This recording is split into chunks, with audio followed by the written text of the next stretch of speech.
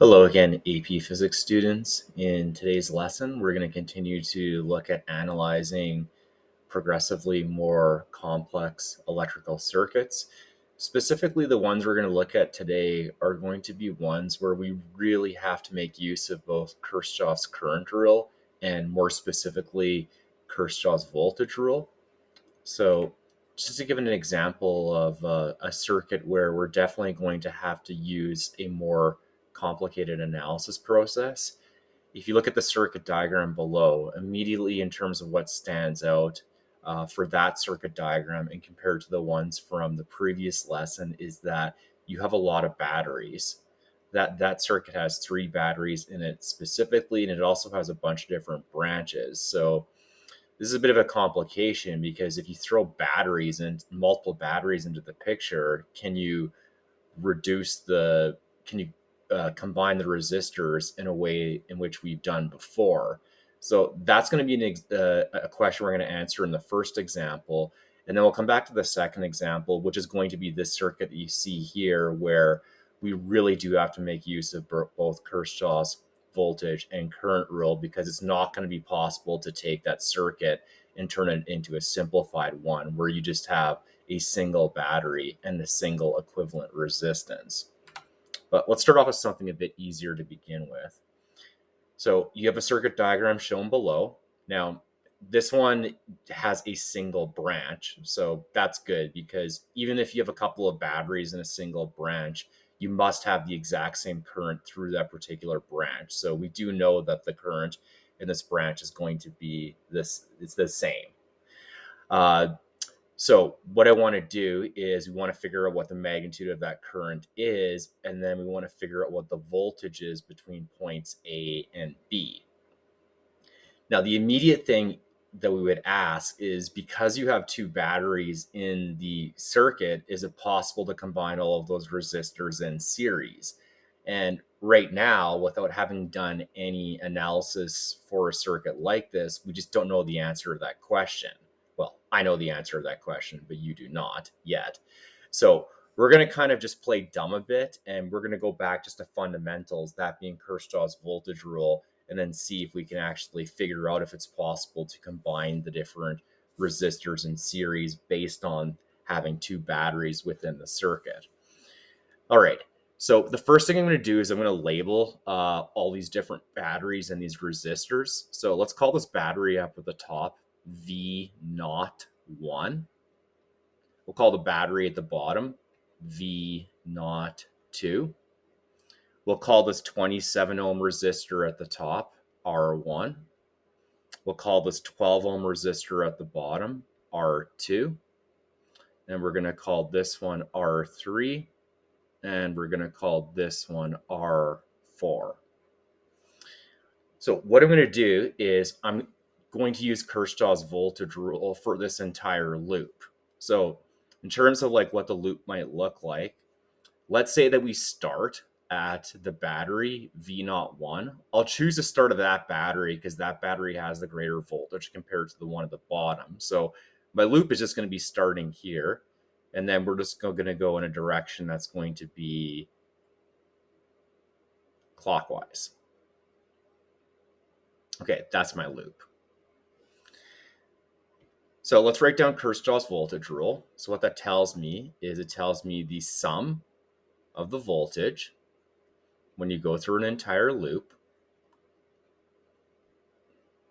is equal to 0. So whatever energy you gain, you're going to lose that energy by the time that you come back to where the loop begins to repeat. And again, that's just a statement of conservation of energy. Okay, so let's go through this. So we'll start off with this battery at the very top. So that battery, you're going to have positive voltage. Okay, think of like the charges going through there as gaining energy. Now, when they go across the resistor R1, they're going to lose energy. So we're going to say minus V1. Now, here's where you got to be a bit careful. you might initially be tempted to say, well, let's just add V naught 2 because we always gain energy in going across a battery. Well, that depends on how the terminals of the battery are oriented. So if we think of the top battery here, and we have the long end on the right-hand side, okay, so that's the positive end of the battery. And if we're looking at conventional current, a positive charge would repel from that long end. So you have a positive charge that would go towards the right, it would go down, and then it would go towards the left. But the problem is this battery is reversed in orientation, because when that positive test charge gets to this battery, it's facing the positive end. So as this like positive charge approaches that battery, technically it would try to repel it. So that's actually going to be a decrease in voltage. So we're going to write down V naught 2. Now, if this battery had its terminals where it was reversed and you had the negative terminal facing towards the right-hand side, then it's no problem, because then the positive charge will just go into the negative terminal and then it'll come out of the positive terminal on the left-hand side. But that's not the case here. Let's keep going through my loops. Then we're going to go across resistor 2, where you definitely are going to lose energy. So we're going to subtract V2. And then we go through resistor 3. So drop in voltage. And then resistor 4, drop in voltage. And then we have a statement that says V01 minus V1 minus V02 minus V2 minus V3 minus V4 is equal to 0. What I'm going to do is I'm going to keep the battery voltage terms on one side, and I'm going to move all of these resistor voltage terms to the other side. So if I do that, my equation would then look like V01 minus V02 would be equal to, and then it would be V1 plus V2 plus V3 plus V4. Now, the thing is, I don't know what the voltage drop is across all these different resistors. I mean, I do know what the voltage is for the two different batteries I have here. So what I'm going to have to do is I'm going to have to break down these voltage terms to the resistors in terms of that variation of Ohm's law. So that's the equation where you have V is equal to I times R. Now, I need to know what the current is through those resistors, but because everything is in series here, we can just label the current on the diagram. I'm going to call the current. I'll just put it over on the right side here.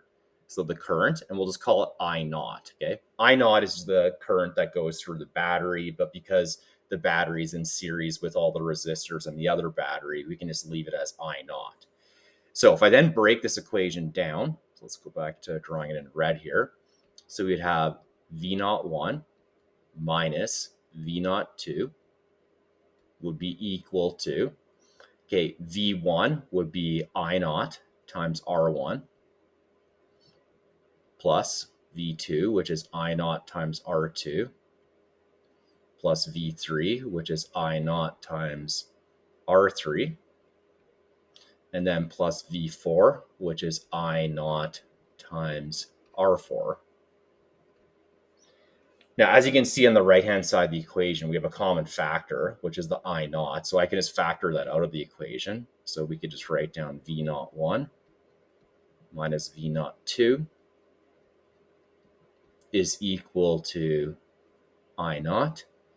And then we could factor this out, and we'd have R1 plus R2 plus R3 plus R4.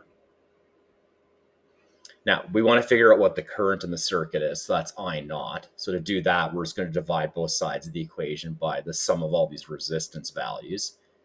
So that actually shows you that even though we have a battery that's kind of a couple of batteries that are in between these different resistors, as long as those resistors are along the same branch, you can actually still take them and write down an equivalent resistance in series, because that's what this is.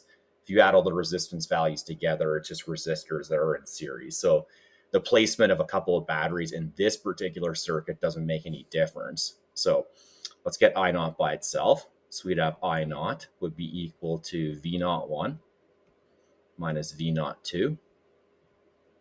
And then we're going to divide this by R1 plus R2 plus R3 plus R4. And now we substitute the numerical values into the equation. So V01 is 30.0 volts. Subtract V02, which is 10.0 volts. So I guess if you want, you could actually like write down an equivalent battery, which would just be the difference between the two of them right here. And again, it's a difference because the batteries are working against each other. If this second battery at its terminals flip, then we'd actually add those batteries, add those voltages together.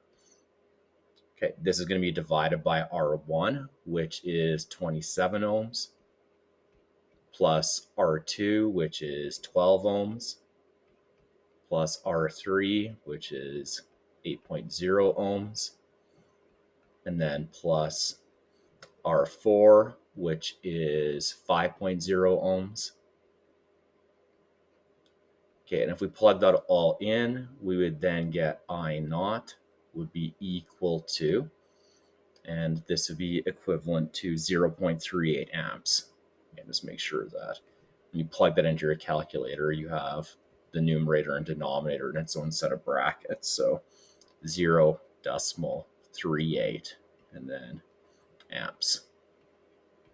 Okay, so that's the current through that circuit.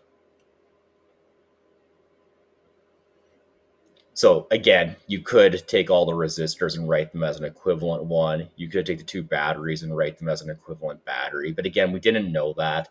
And anytime you're not totally sure about it, you can always just default to Kirchhoff's voltage rule just to be like absolutely certain about it. Now, it also wants me to identify what is the voltage between points A and points B in the battery.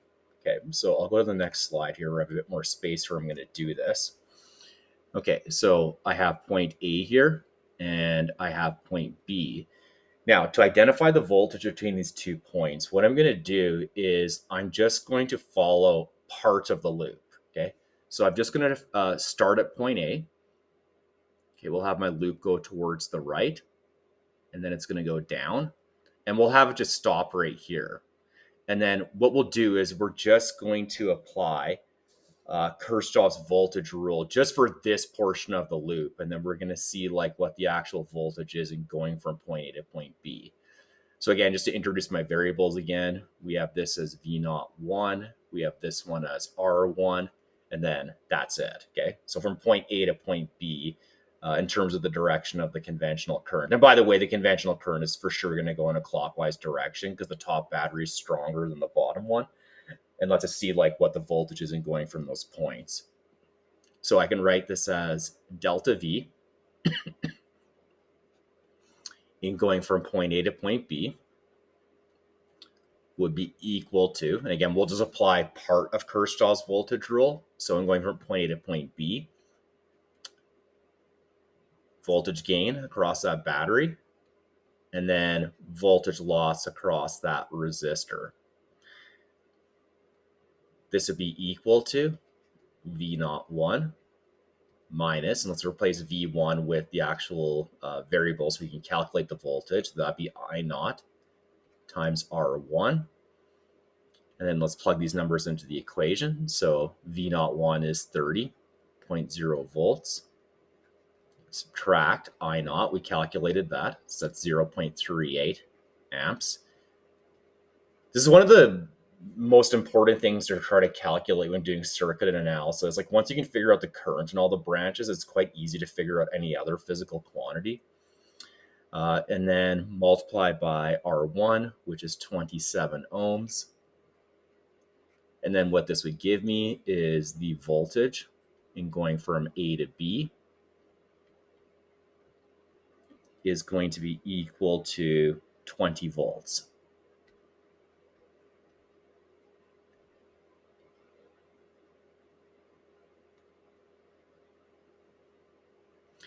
Now, part B of the question says, state which point A or B is at the higher potential.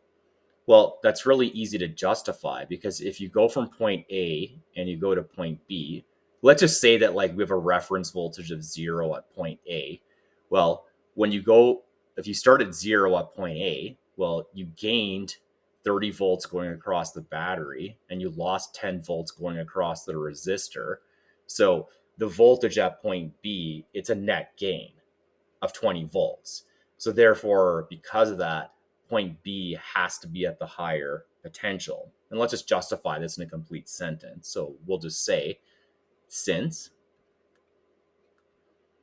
the voltage change, or I should just say, since the voltage in going from point A to point B is greater than 0, okay, we have a net gain in voltage in going from point A to point B. We'll say V increases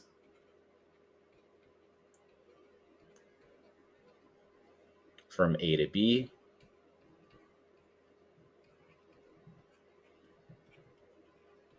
Therefore, point B is at the higher potential.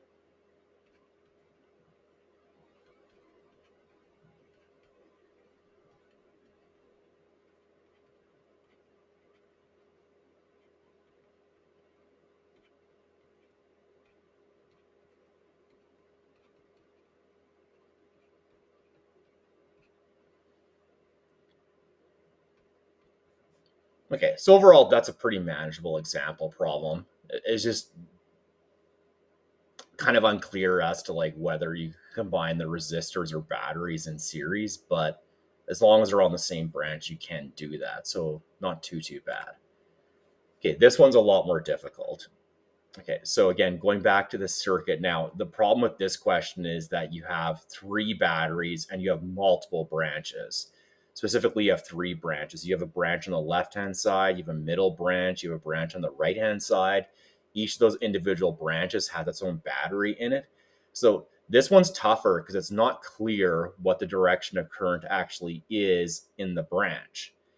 So what we're going to do is I'm going to just make a predicted direction of current, and then I'm going to do some calculations. And then based on what those numbers of the calculations are, I'm going to make a correction at the end of the problem. Now, it might be possible that you do guess the correct direction of current to start off with. But again, I'll kind of clarify like whether or not you actually know that's the case by going through a bit of an analysis here. Okay, so what we want to do is part B is we want to show the correct direction of conventional current, but we can't do that until we actually figure out what the current through all 3 branches are.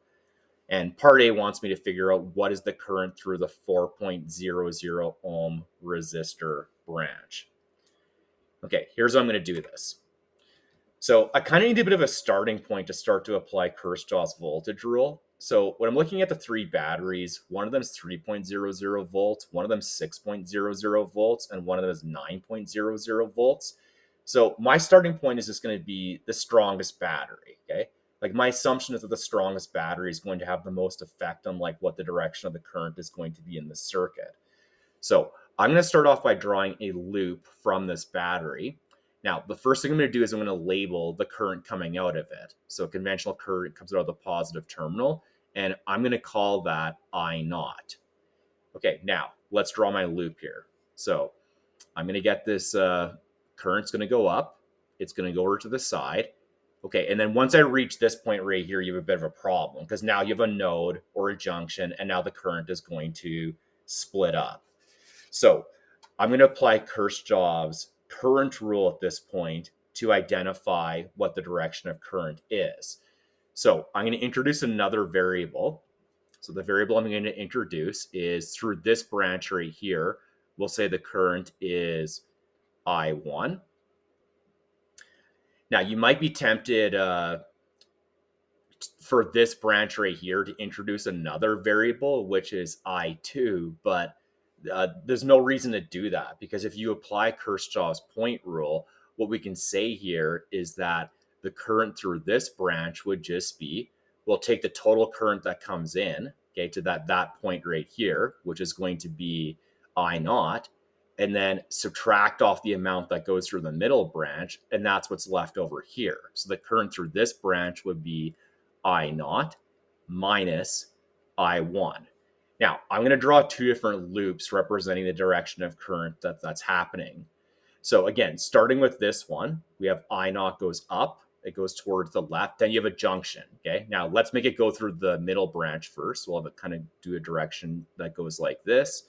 And then I want to form a complete loop, so we'll make it come back so it looks like that. Okay, I'm going to label this as being loop number 1. Okay, that's my first loop.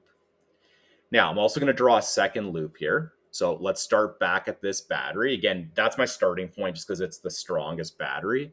So we'll have the current comes out. Okay, goes up, goes towards the left. Now, this time I'm going to make it go through the branch on the left-hand side. So it goes through the branch on the left-hand side, changes direction, and it has to come back to where it starts. So we're going to make it come all the way back over to this branch right here. And this green branch is what I'm going to refer to as being loop number 2. Now, let's label a bunch of these batteries and resistors.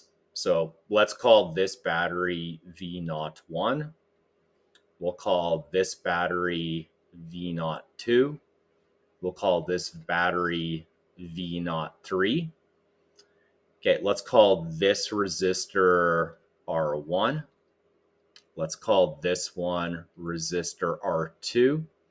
And let's call this one resistor R3. It really doesn't matter how you actually label these things. Okay, and I think that's the total number of resistors I have. I just have 3 of them in total.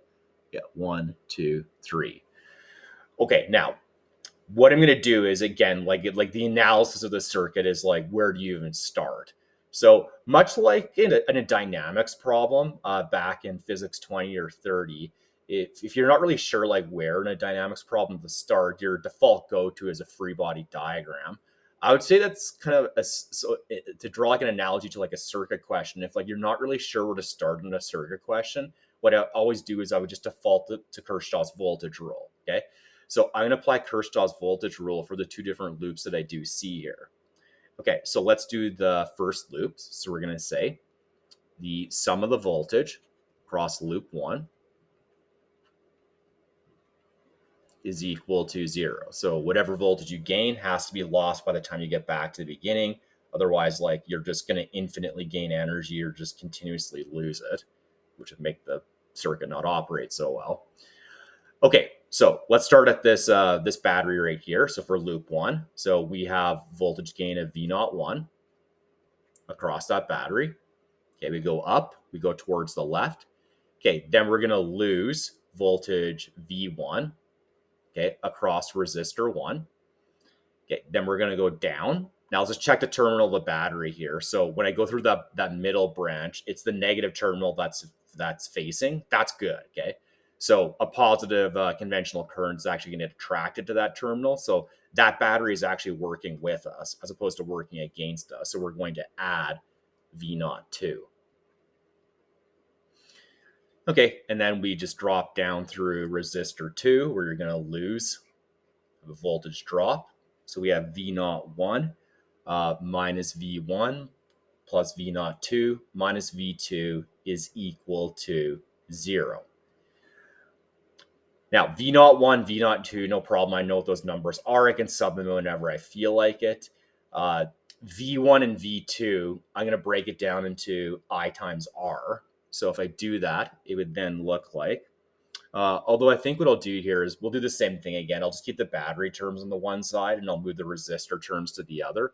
So if I do that on the left-hand side, I'd have V0 plus V01 plus V02. Okay, the batteries are working together. And the right-hand side, we'd have V1 plus V2. Okay, now I'll break the right-hand side down into I times R. So we'd have V01 plus V02 would be equal to, okay, through resistor R1, the current through it is I0. So we'd have I0 times R1. So that's an unknown variable. I don't know what I0 is. And then through resistor 2, we have a different current. So it's actually going to be plus I1 times R2. Now, we immediately have a problem here. So we want to figure out what the current through the 4 ohm resistor is. So we're trying to solve for in this question is we want to figure out what I1 is. Okay. But I can't do that because I have a single equation right now and I have two unknown variables. So we're going to have to solve a system of equations to figure out what it is. Now, because of this, and I'm going to have to solve a system, I'm going to sub the numbers in. I'm just going to drop the units for the time being, just because we've already got enough to like deal with in solving a system. So V01 would be 9 volts plus V02 is 6 volts. Again, I'm just dropping the units. Okay, this would be equal to I0 times R1. Okay, R1 has a resistance of 8 ohms, so that would be 8 times I0. And then plus I1 times R2. So R2 is 4, so that would be resistance of 4 ohms times I1. And then I'll just combine the left-hand side of the equation and we'll get one of my equations I'm going to have to solve. So I have 15 is equal to 8 I0 plus 4 I1. I can't do anything with this equation right now, so I'll just box it and I'm going to call it equation number 1. Okay, we'll deal with it in a moment. Okay, now what I'm going to do is I'm going to apply Kirchhoff's voltage rule to the second loop. So that's the green one.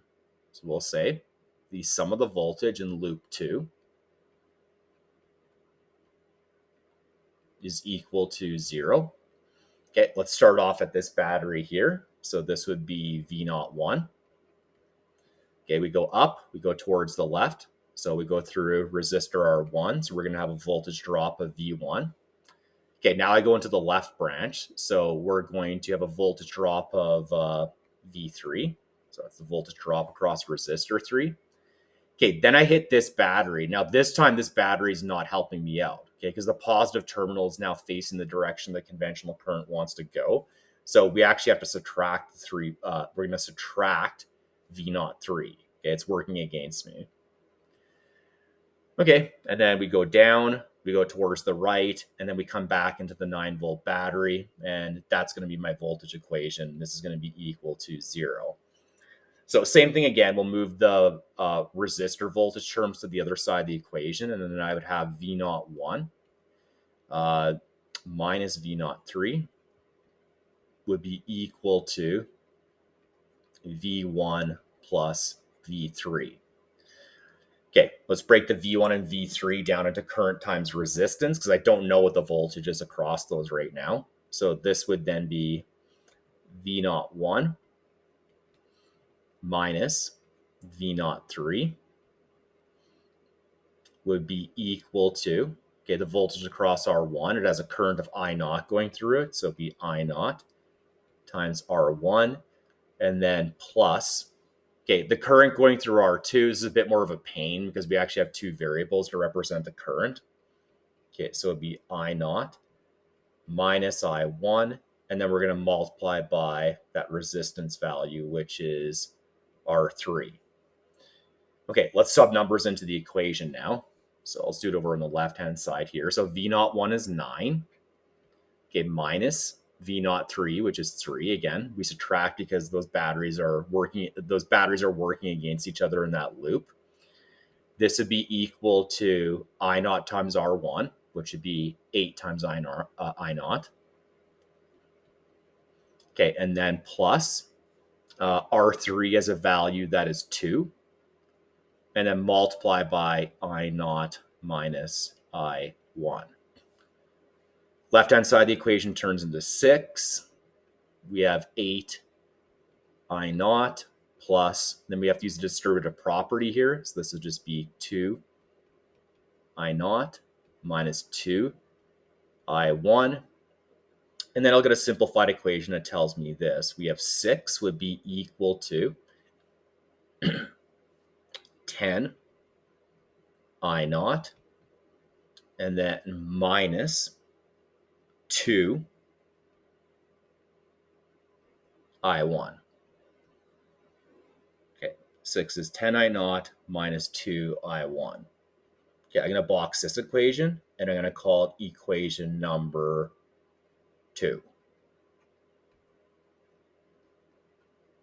Okay, we've dealt with the physics now by applying both Kirchhoff's voltage rule and the current rule.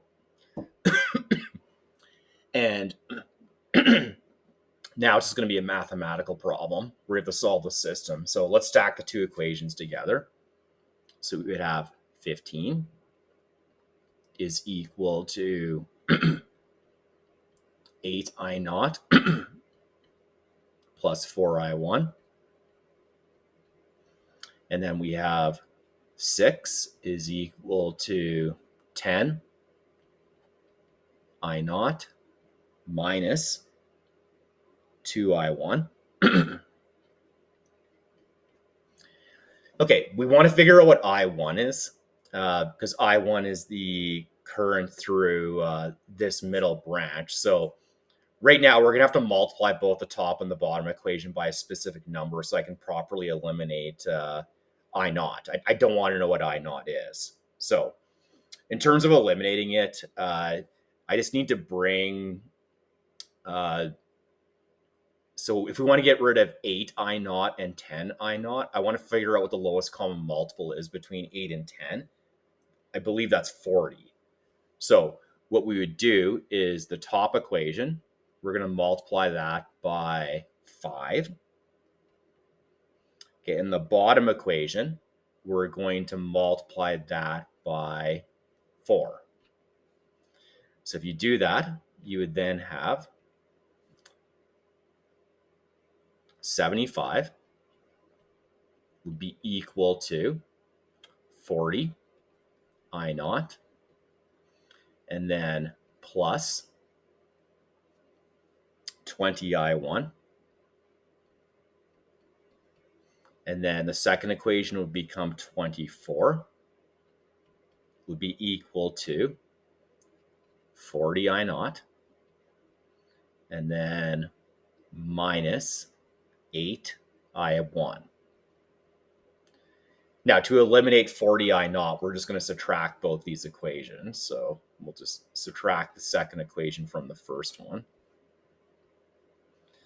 All right, if I go ahead and do this, then this would turn into 75 minus 24 would give me 51. Okay, this would just turn into 0. And then this would be, okay, 20 minus negative 8 I1. So subtract a negative, add a positive. So it's going to be plus 28 I1. Okay, now to get I1 by itself, we would just divide both sides of the equation by 28. So I1 would then be equal to 51 divided by 28. And because all of the resistance values are in ohms and because all of the voltage values are in volts, okay, this actually would be volts per, voltage over resistance. So voltage over ohms, and that's going to be an amp. So this would just be equal to 1.82 amps. Okay, and that's the answer to part A. Now, what part B wants is, part B says, let's try to identify what the correct direction of the current is through the circuit. Okay, so I'll do it on the next slide here. So I write the solution again to part A. So the solution to part A was I1 is equal to 1.82 amps. Okay, now to figure out what the correct direction of current is, I'm going to calculate what all the different current values are. So I1 is 1.82 amps. Now, let's also calculate what I naught is. Now, to calculate I naught, I'm just going to have to use one of the equations from either use equation 1 or equation 2 and just isolate for I naught. So it doesn't matter which equation I use. I'll pick equation number 2 to figure out what I naught is. So we'll say use. Okay, equation 2 to find I naught. So equation 2 is 6 is equal to 10 I naught minus 2 I1. Okay, let's get the equation manipulated for I naught. So the way I would do that is add 2I1 to both sides and then divide by 10. So I would have I1. You could also just cancel off a common factor again to make it a bit easier to look at, but that's okay. All right, so this would be 6, 6 plus. So we're calculating I naught, not I1. Let's fix that. We want I naught here.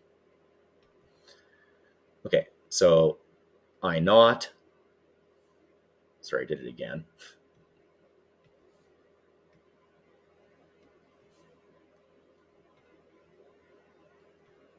No, wait, we are solving for I naught. Okay. I naught is equal to 6 plus 2I1, and then we're dividing this by 10.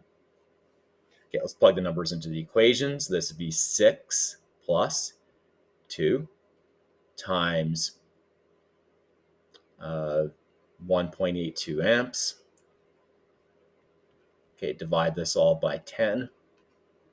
Put the top in its own set of brackets.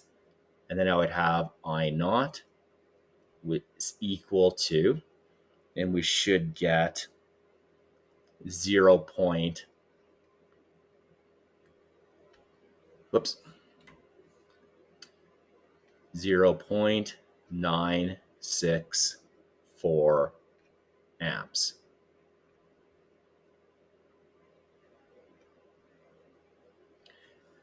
Now, there's actually two things that these numbers are going to tell you. The numerical value tells you what the magnitude of the current is. The sign, whether you get a current value that's positive or negative, that's going to tell you whether you have guessed the direction of current to be correct in that specific branch. So for part A right here, we got 1.82 amps, which is a number that's bigger than 0. So because that number is bigger than 0, it means that we did identify the correct direction in this branch on the branch in the middle. Okay. So since this is bigger than 0, correct direction identified.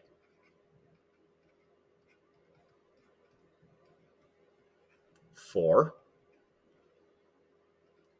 I1. Okay, so we already predicted what our assumption was based on how we set the loop rule up, as we said the current through that middle branch would be towards the bottom of the page. So that's I1. Okay, now we calculate I naught. That's also a number that's bigger than 0, which means we also got the correct direction through the right-hand branch.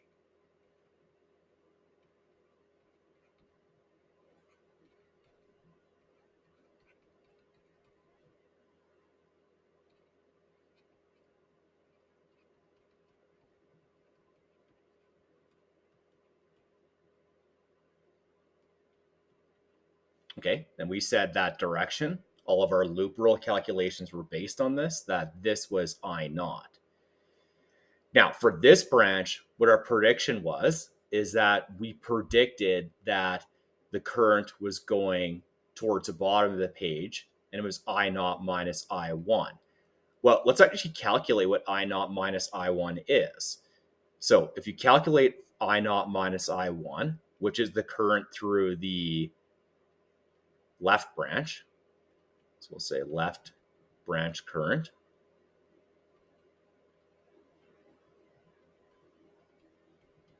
okay, this would be equal to, well, we know I naught and I1 now. So I naught is 0.964 amps. And then minus I1, which is 1.82 amps. And if we calculate that, we actually get a negative number. Okay, so we get negative 0.856 amps. Now, the negative here doesn't mean that this is the incorrect current. The current magnitude is 0.856, but if you calculate the current and you get a negative number, it just means that we got the direction incorrect. And if it's incorrect, it's actually the direction that is opposite. So since this current is less than 0, we're going to say the correct direction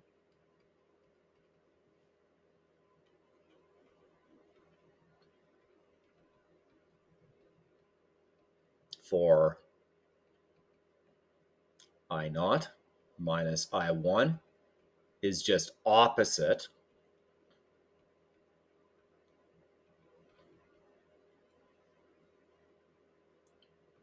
of what we predicted in part A. So just I intentionally just picked the current to be wrong through there because I wanted to show you what it would look like in terms of like how we have to correct things.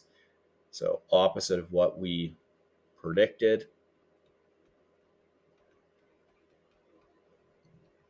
in part A.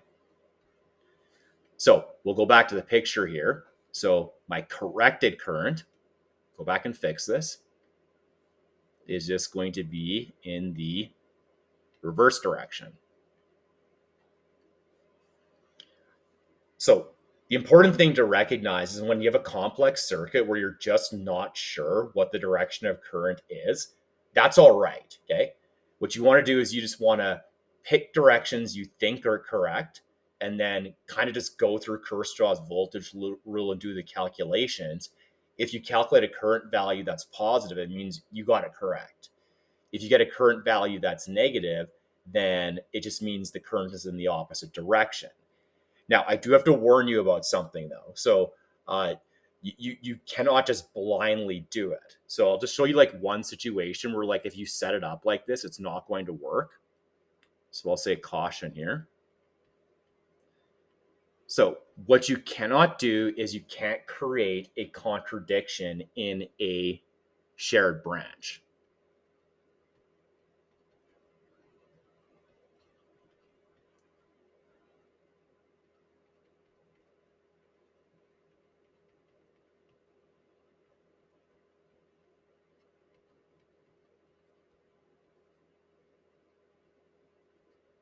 So let me just draw the circuit and I'll kind of clarify what a contradiction would be. So I've got my left branch with that battery. Okay, we got this resistor here. Okay, we've got this battery. We've got another resistor. Okay, it goes back up like that. Okay, we got this. Okay, got this battery. Okay, so a rough little sketch here.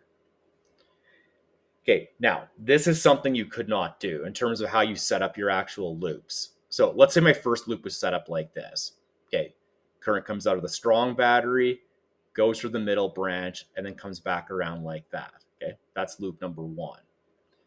Now, loop number 2, what you could not do is you cannot do this. You can't say the current comes out of here, goes through this branch, and then loops back like this. The reason being is if you look at this middle branch, okay, if I set things up like this, if you follow the green path, the current through the middle branch would be towards the top of the page.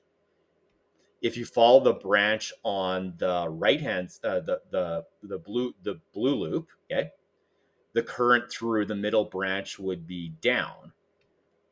So I've created a contradiction because the way in which I set up my loops through that one shared branch, I have current going in 2 different directions. If you set up that, then you will get numbers that don't make any sense. Now, up here, that's not an issue, okay? So up at the very top, this works because you have current that goes up and then down like this. Okay, so that's loop 1. So the middle branch here, the current goes down. And then for this one, you have current that goes up, down like that, back around. So the current through my shared branch here points in the same direction. So that's totally fine. Okay, as long as you have a shared branch, if you have your loops that have a consistent current direction through it, then you're not going to have a problem. I think the way I initially set the problem up though is that we didn't really have an issue where we were having like current, like I don't think there's any situation where where our loops were shared, we had a current direction that was opposite. So up here, we had both current directions going towards the left. And then down here, we had both going towards the right, and then so on. They all match up correctly. So yeah, just one thing to watch out for when you are setting up Kirchhoff's voltage rule in terms of the loops. Just if you have shared branches, do not set up a contradiction in terms of the direction of current. If you do that, then your numbers are not going to make any sense. Okay, they'll be incorrect. All right, that's it for this lesson. So in the section of assignment number 4 called complex circuit analysis, do numbers 1 and 2 for now, and then I will talk to you in the next lesson.